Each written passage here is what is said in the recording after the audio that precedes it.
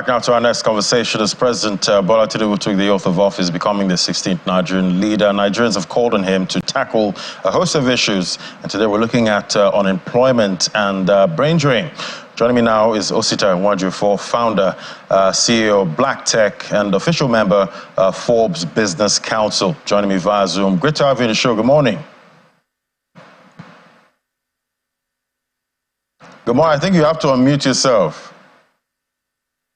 Yeah, Ladi, how are you today? Oh, fantastic. I hear you loud and clear. I'm doing great. So let's get straight into it now. The president talked about creating 1 million new jobs in the digital economy.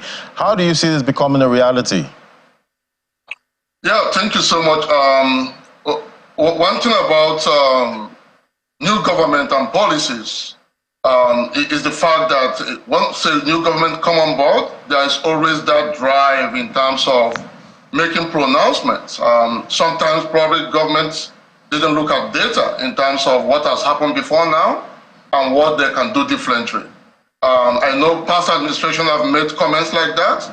Even the last government has also talked about the fact that they want to create millions of jobs within the first 1 year in office. But what has happened, right?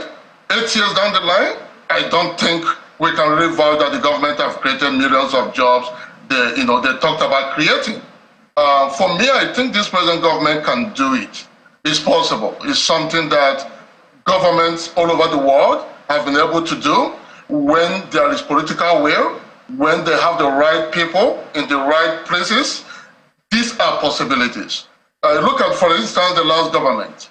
We talk about a policy where I think they gave out 20,000 naira to about 1,000 youth in 774 local governments in the name of job creation, right? When you look at policies like that, you are like, what is going on? What happens to those individuals now? You give them 20,000 naira, and after that, 2 months, 3 months, 5 months down the line, they go back to poverty. That is not job creation. So government really needs to, be more strategic this time around, working with private organizations, working with policy makers, and looking at statistics, most importantly, on how best they can create these jobs. A sustainable job, not just giving out money to people, but sustainable jobs.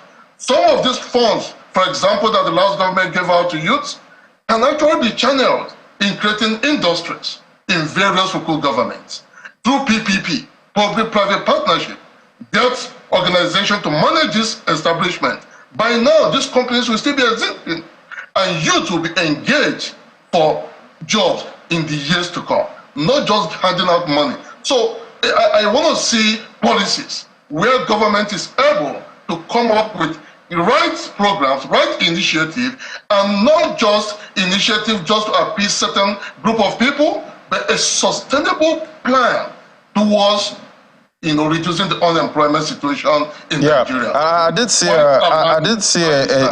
see a survey recently by Phillips Consulting. It indicated that over half, about 52% of Nigerian professionals are considering leaving their current jobs and moving, abroad within a year. How can we realistically tackle this issue of brain drain? Because it's a very big one. There's a big competition globally for good talent, at this point. Yeah, 52%. I mean, that might be probably a kind of conservative, right? It might not be a conservative number, I would tell you. But one thing about brain drain is the fact that brain drain is going to continue, right? It's going to continue. That's the truth. Except there is concerted effort by the government to do things that ordinarily a government should do. And what are we talking about? We are talking about setting up the right infrastructure. We are talking about putting together an organized environment that is devoid of too much security issues. There are so many security challenges that is facing the country today. There are a lot of professionals today. They are not moving abroad simply because of economic reasons. They are moving abroad because of insecurity, right? So I think the top priority for this government is to find a way to overhaul the entire security architecture of the country. When you have an environment with the right security, every other thing will begin to fall into place. So security, number one. Number two, we talk about healthcare system. Healthcare. Healthcare is key, right? You need to have the right healthcare because health is wealth. Even if you are rich and you cannot really boast of a good healthcare around you, there is that tendency for you to look elsewhere where you think you can easily get very good and qualitative healthcare. Then now we talk about education. Education is another key important aspect as well. Look at our budget on education. Look at the budget on education. Government needs to pay more attention, close attention to education, right? Because when there is proper education for youth, teaming youth, talking about professionals, leaving the university system. They come out from the university system, most of them, or let me say some of them, are unemployable. Unemployable because there was nothing in terms of impact that the educational system have really given to them that they can use to compete with the outside world. And what do you see? Many people want to go to places where they can actually what? Get all these resources. So the brain drain will continue except the government becomes more aware of these challenges and putting measures to combat these challenges head on. This definitely impacts, the businesses directly. What can they do, in their little corner to, retain most of these talents? For businesses, what I would recommend for businesses obviously is because talking about insecurity, talking about healthcare, talking about education challenges that the country have, is not really about the government alone. I believe it's a collective effort. So businesses really have to work closely with the government, right? From the local to state and to federal, to see how they could work together, synergize, right?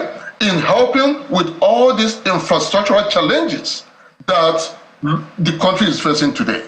Because without fixing these infrastructural challenges, insecurity, healthcare, and so many other challenges that we are facing as a nation, I don't really think that there's something else that the business will be able to do. Because truth is, if you look at the exchange rate, many of those trying to go abroad, they are able to earn far higher than whatever companies will pay them in Nigeria, right? So how much will the business want to pay? How do you incentivize your employees in order to stay? It's difficult for the businesses. So I think the businesses need to find a way, a strategic way to work closely with the government towards addressing some of these challenges. And definitely we have, a lot of people there looking for greener pasture, but at the same time, some do it wrongly, at this time. Even though migration in itself, it's not a bad thing, really. But for people that are looking to, migrate at this time, how do you do this responsibly, without, going there, becoming a burden in another man's country? Yeah, thank you. That's a great question. And when you talk about migration, I love the comment because, yes, migration is not a bad thing. It's been there for over the years, and it's going to continue. The major challenge with Nigeria today is the alarming rate. The alarming rate of brain drain, that is the major challenge. Look at the medical doctors, right? Like almost every medical doctor want to move abroad, for instance. So the rate is really on the increase, and the government needs to take care of that. But in terms of moving abroad, for anyone that want to move abroad, of course, planning is key. Planning is key. For us at Black Tech, we have really established an ecosystem of over 20,000 professionals. 99% of these professionals are Nigerians that have relocated to Canada. And what are we doing? Helping and supporting them with ways through which they could upskill in order to earn the kind of salaries they deserve in this part of the world. So when you are looking at immigrating, you need to look at planning. You have to plan, understand yourself, what are the skills that you need to acquire. You need to develop capabilities. In-demand skills, especially in technology, because tech is the future. Acquiring all these kind of skills will help you. So when you come into this environment, you are marketable. You are able to, attract the kind of jobs, instead of working survival jobs, easily you'll be able to, get into environment, get into companies where they can pay you six-figure salaries and above. Right, because there's nothing wrong with, exporting brains, because that way you still get a big return, as a country when these guys bring in all of that foreign currency. Thank you so much, Mr. Osita Nwajiufor, founder, CEO, Black Tech. It was great having your perspective today. Yeah, thank you so much, Lani. Thanks for having me. All right, we'll take a moment now. AFEX Commodities Market Update is next. To stay with us.